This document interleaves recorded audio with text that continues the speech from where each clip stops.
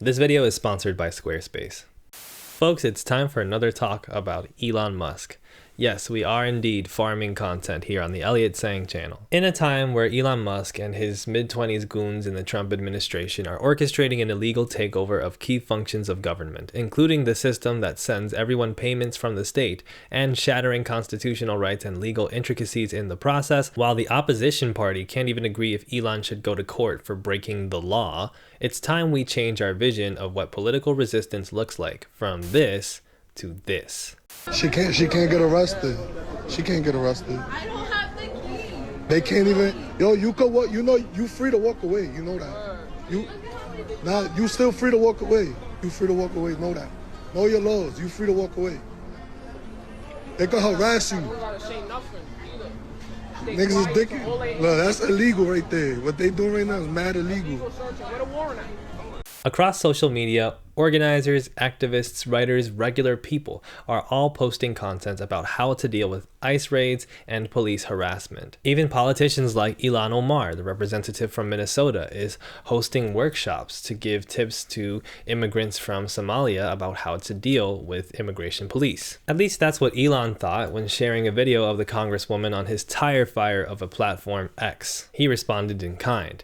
She is breaking the law. Literally, outright. As it turns out, of course, this was a dupe. Typical pseudo-journalistic nonsense from Ian Miles Chong and libs of TikTok, who spread this poorly edited video by some sort of Trump-supporting Somali Twitter account named Van City Sam.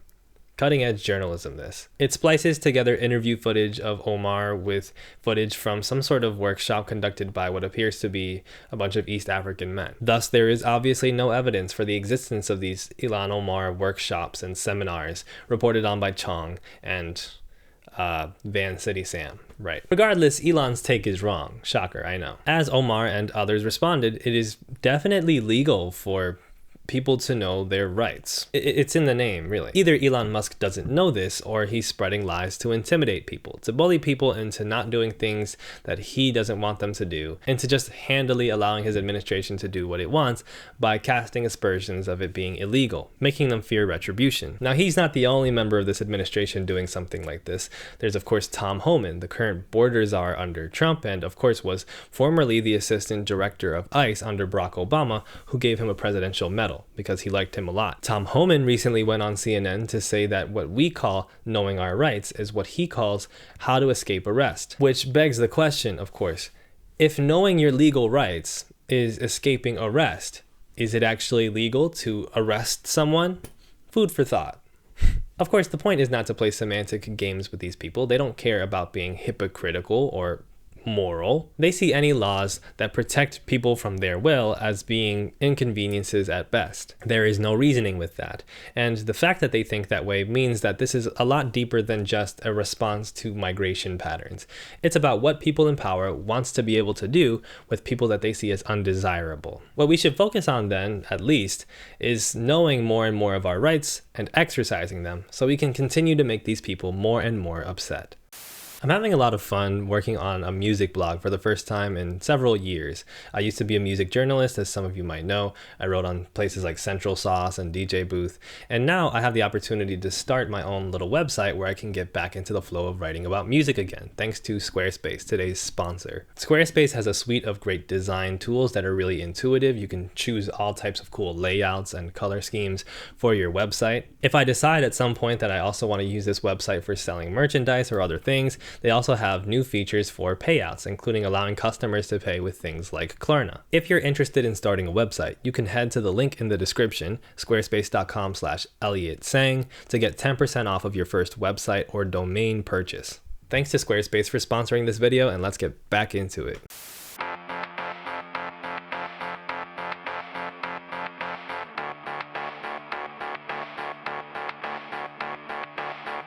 Folks, today we're going to start by going to some resources and examining what our rights are, starting with our rights with police in general. This is from the ACLU. It's a section of their website called Know Your Rights, Stopped by Police. It lists out different things you need to know in case police come and give you trouble. The first is that you do have the right to remain silent, which is of course the thing that police say to people on television shows. You don't have to answer any questions about where you're going, where you're traveling from, what you're doing, or where you live. If you wish to exercise your right to remain silent, say so out loud.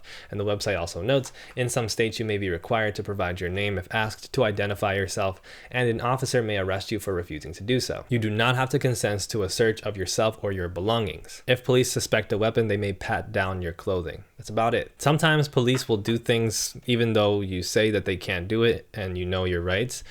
And knowing that is important, not only just to try to prevent them from doing it in the moment, but in case they go on with what they're doing, you can use that in a later legal proceeding, right? If you're arrested by police, you have the right to a government appointed lawyer if you cannot afford one. And you do not have to answer questions about where you were born, whether you are a US citizen, or how you entered the country. If you're arrested or detained, you can say you wish to remain silent and ask for a lawyer immediately. Don't say anything, don't sign anything, and don't make any decisions without a lawyer. You can make a local phone call to a lawyer if you're arrested by police, and the police cannot listen when you're on the phone with a lawyer. If you call anyone else though, they can and probably will listen. There are also notes on the website about what you can do if you believe your rights were violated, which includes writing down everything you remember, including badge numbers and patrol car numbers, the agency the officers were from, and any other details. Take photographs of any injuries you might have sustained and seek medical attention immediately. And you can file a written complaint with the agency's Internal Affairs Division. These things are good to do even if you don't think it's going to end up the way it's supposed to, because it can be used in a later legal proceeding. The website also advocates that you clearly and visibly record when you see police officers engaging in acts of police brutality, and we know that a lot of people do that around the world and in this country. We've seen the evidence. Here's another example of somebody dealing with police who are acting like idiots, as they do. No, you can stay right back there. You can walk back that way. Ma'am, You can walk back that way. can you de-escalate a little bit? Because I feel like you're trying to just exert your authority over me, and I don't like it. I'm not. I'm speaking to you in my normal voice. You have no authority over me. Actually, I do. I'm in a public building. I'm conducting lawful business. Conducting lawful business. No, they didn't. That's a lie. They did. You need to leave the location. Can I get a supervisor here? Hi, I'm conducting lawful business. I'm an independent journalist, exercising my freedom of press right. It's a right, not a privilege. Freedom of press. This is a public building. You guys have 1, 2, 3, 4, 5 officers here, 6, including yourself, Sergeant. Investigation you like. You're gonna ask for my ID. So, do you have a crime that you suspect me of committing? Full suspicion? Investigation of the complaints, yes. If you're saying that I haven't committed a crime, then I don't have to provide you my ID lawfully, so I'm not going to. I have official business here. You have to learn the law. You can't detain me unless you suspect that I'm committing a crime.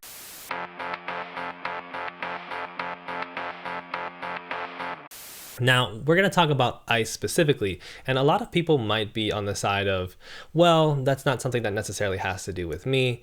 Maybe I just need to know my police rights, if that. A lot of people like to think, well, I don't commit any crimes, so I don't have to worry about run-ins with the police, which is a funny thing to think. I also think it's really important to understand how our rights are interconnected with those of illegal immigrants, quote unquote. That's the term that they like to use, illegal immigrants. And there's such an emphasis on the legality of the immigrant or not, and whether or not they are, potentially holding back the country or using up resources. These things are propaganda. We know for a fact that ICE does not just go after people who are illegal immigrants. We know that for a fact. And so anybody who is sitting here thinking, well, that's not going to affect me, you're absolutely out of your mind. That's just not a realistic way of assessing the situation. So here's what's to do if you or someone you know encounters ICE. This is from the Coalition for Humane Immigrant Rights. You have the right to remain silent. Again, if ICE shows up at your door, you have the right to speak with a lawyer. If law enforcement shows up to your house, do not open the door. Ask them to slide the warrant under the door. It has to be signed by a judge and have your name and address. If they do not have that written signing off by a judge, that's not a legal warrant. If you're detained, only say your name and date of birth, and don't carry false documentation with you. This is from United We Dream. Step 1, ensure audio and recording is on and ready to be used and linked to a cloud. Step 2, get information of the officer's name, badge, and agency. Step 3, narrate the date, time, and location of event.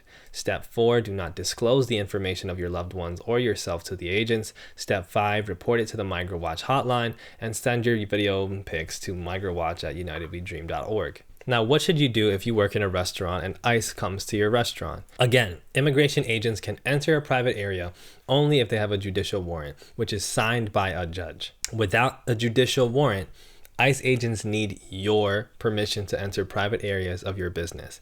And if you let them do that, they will violate somebody's rights. That's just how it goes. Being in a public area does not give ICE the authority to stop, question, or arrest just anyone. Additionally, workers do not have to hand over any IDs or papers to ICE. All workers have this right. Let's go a bit deeper here now, from just knowing our rights.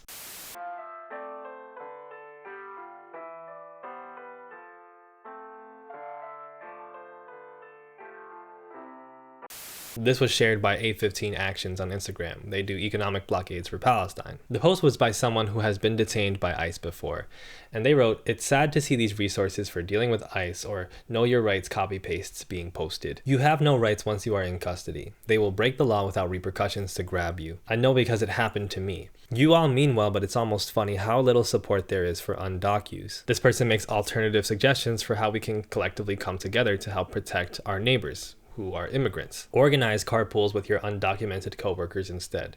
Become a wall of silence between the law and your neighbors. Learn the immigration detention system so you can find friends, save money for commissaries and lawyers while in detention. I needed a team of at least a dozen comrades and still got deported. If you want to win, focus on prevention, because once you are in a raid or arrested or in detention, it is all uphill. Stick close to your undocu friends and remember they are the ones being targeted most in this organizing space. This person, of course, is speaking from the perspective of political organizing. Now, it's worth noting that, of course, this doesn't mean knowing your rights is useless. It doesn't mean that there's no use in telling people what their rights are and helping them educate themselves on it. But it does mean that there is a sort of elephant in the room when it comes to our rights, which is that obviously our governments and the capitalists that run them will violate our rights at will if they so choose. We see this now with the continuous usage of the illegal detention center Guantanamo Bay, which Donald Trump says will hold 30,000 deportees at this point. And this is not the first time they've done that. This has happened under democratic governments as well. A lot of this reminds me of a conversation about human rights. Legal rights and human rights are similar, but obviously quite different in a certain way. But I think the human rights conversation becomes relevant because when we talk about our rights, there's this perception in left-leaning places and left-leaning communities that rights are just completely a figment of our imagination, that they will not protect us at all, and that they're even a liberal sort of institutional thing to think about, that obviously our world does not conduct itself along those lines. And I think that leans too far in the direction of completely abandoning different institutions and different concepts and things that exist that we can use to our advantage when protecting ourselves and our communities. This is something that was covered in John the Duncan's video about his PhD regarding human rights. The video is called "Are Human Rights Neoliberal?" Here's an example of how rights are useful. Systems are not completely faceless. They don't operate without any consent from anybody. They don't operate without any humans participating. It's actually the opposite. They only exist because humans participate in them. These actors embody many different contradictions that can be exploited and utilized to reduce the efficacy of that system. For example, cops get scared when you know your rights because they're worried they're going to get in trouble. They're worried that they're going to be put on film. No police officer wants to be the one that got caught on film violating people's rights, the one that got caught on film flipping out or beating somebody. Many of them do it, but they don't want to be caught doing it. They want to particularly prey on the people that they know will be defenseless, that they can figure out will not have any means to report them, get them in trouble, or in any sort of way cause harm to those officers. If they see that there's going to be potentially some sort of problem for them, they will more than likely avoid it and look for somebody who that is not the case for. If you scare the cogs, the machine doesn't run as well.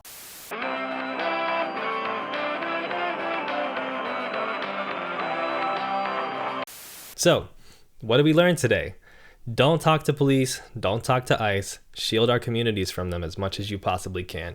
Be in community with people who are vulnerable to being attacked by the state, whether that be, in this case, undocumented immigrants, or whether that be trans people, etc. It's clear we need to understand that immigrant rights are connected to all of us. Undocumented migrant laborers are merely at the bottom of a chain we all belong to in terms of how vulnerable they are to being exploited and hurt in that chain. Thusly, migrant labor is actually a crucial force in our systems of production. This is why a lot of people make those appeals to migrant laborers and against things like ICE by simply saying, well, migrant laborers provide a lot for our economy. Are you gonna cut your own grass?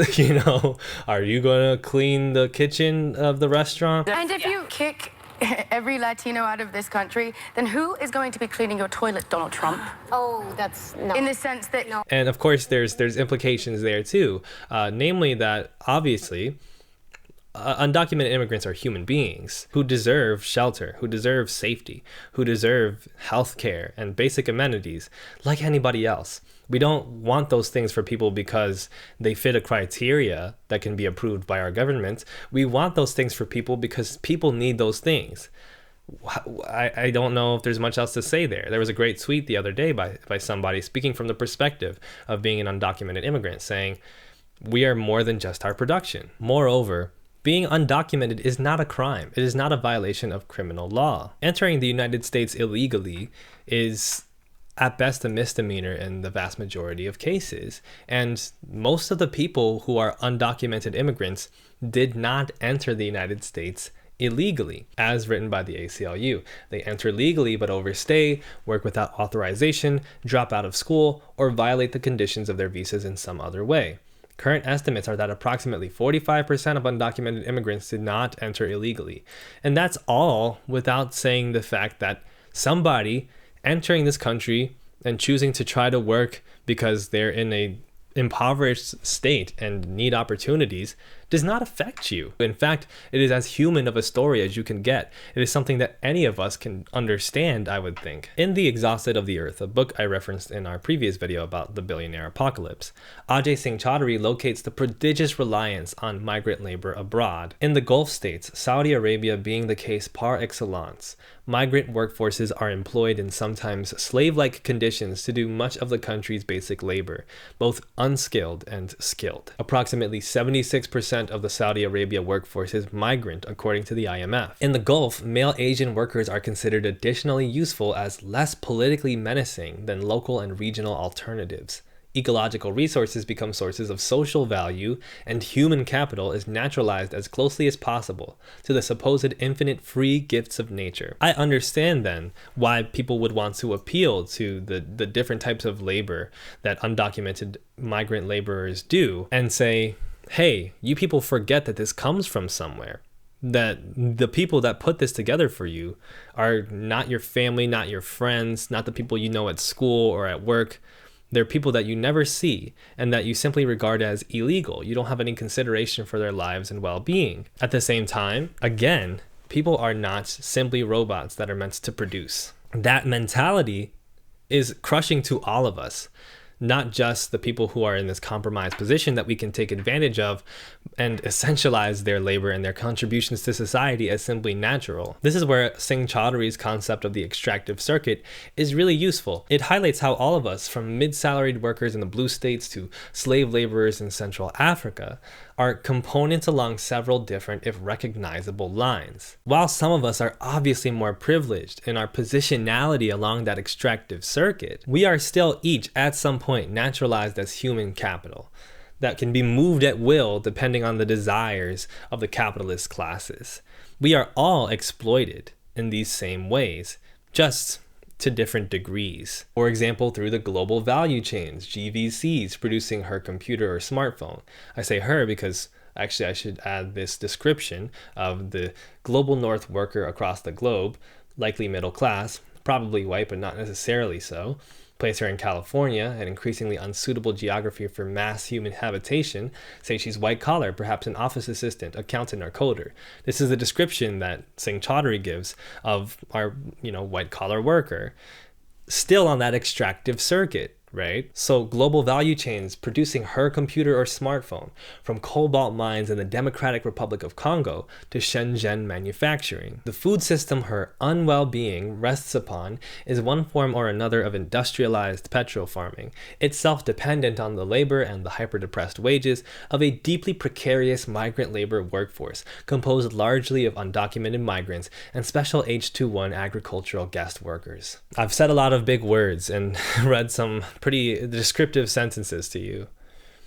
But what I'm mainly trying to communicate is this. It's not a coincidence that the same forces that are meant to just take on illegal immigrants are the ones that violate all of our rights and the ones that exploit all of our labor and leave all of us unwell and miserable. Knowing that we all are instrumentalized as human capital in this way, all of us are made unwell and roboticized. We all have something we share and then can come together in solidarity, recognizing that. A lot of people, though, like to abandon that vision because they don't believe that that solidarity means anything, even though I've shown you examples of how that solidarity helps people in videos, helps people in important concepts, helps people in the creation of different types of power that can protect communities collectively. We can come together in solidarity so long as we can believe in our own power to resist our subjugation. If you give up hope, you make it way easier for oppressed people to be violated and killed. So hope is necessary. To help bring you some of that necessary hope today, here's some more footage of people knowing their rights and thus pwning fascists in the police department and in ICE. No le diga nada, dígale que no puede decir nada. Dígale que usted no puede decir. Are you guys ICE? Are you guys doing the raids? What are you guys doing here? Váyase, dígale que no diga nada. What are you guys doing here? Hey, what are you guys doing here? Váyase rápido, señor. What are you guys doing here, sir? Hey, can you answer? Are you guys police or what? What are you guys doing here? All you guys are doing here? This is a hometown. This is a sanctuary town. Are you guys police or ICE? Guys, why you don't identify yourself? Are you guys police or are you guys ICE? Why you guys have a police? Police? Why are you guys saying that you guys are police? Huh? You guys not gonna talk to me?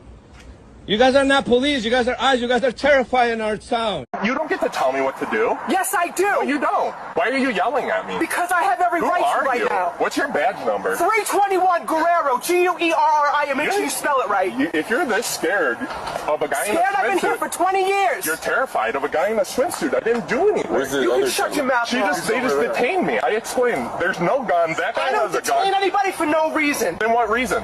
Because I told you. What crime did I commit for you to detain me? Can you shut your mouth so I can explain it to you? Are you in charge of this lady? After the internal affairs investigation, she was deemed ethically and emotionally unfit to serve in law enforcement. Are you a supervisor? No. Supervisor, someone explain why I'm handcuffed. Can you shut your mouth so I can talk to you? Look at you.